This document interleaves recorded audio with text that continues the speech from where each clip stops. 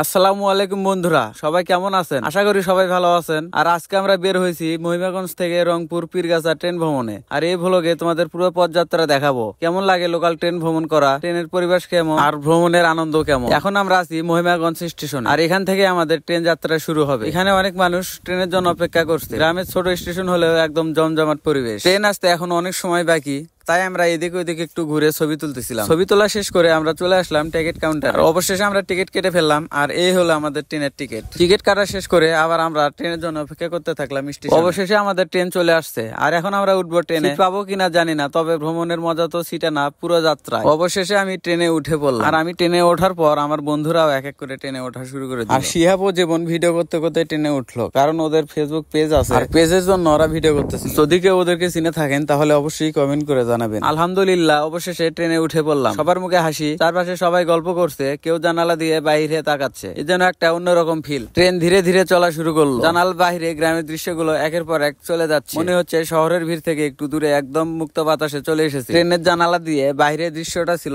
একদম দেখার মতো সুন্দর, তাই আমি জানালা দিয়ে বাইরের দৃশ্যগুলো ভিডিও করতে থাকলাম। তারপর ট্রেন চলে আসলো নেক্সট স্টেশনে, আর এখানে ছিল ট্রেনের 30 মিনিট যাত্রা বিরতি। আর এই যাত্রা বিরতিতে আমরা ট্রেনের ভিতর না থেকে বাইরে চলে আসলাম। বাইরে এসে আমরা ট্রেনের স্টেশন ঘুরে ঘুরে দেখতেছি, আর এখানেও শত শত মানুষ ওয়েট করছে পরবর্তী গন্তব্যে যাওয়ার জন্য। তারপর যাত্রা বিরতি শেষ করে আমরা আবার ট্রেনে উঠে পড়লাম। আর এদিকে ঝালমুড়ি বিক্রেতা ও বাদাম বিক্রেতা তারা ট্রেনে বাদাম বিক্রি করতে থাকলো।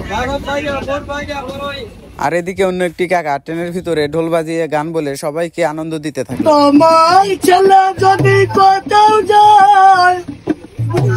মায়ের মনে শান্তি নাই, কে ডাকিবে আমায় বাঁচা বলে, একটু গারাও মায়ের দেখে।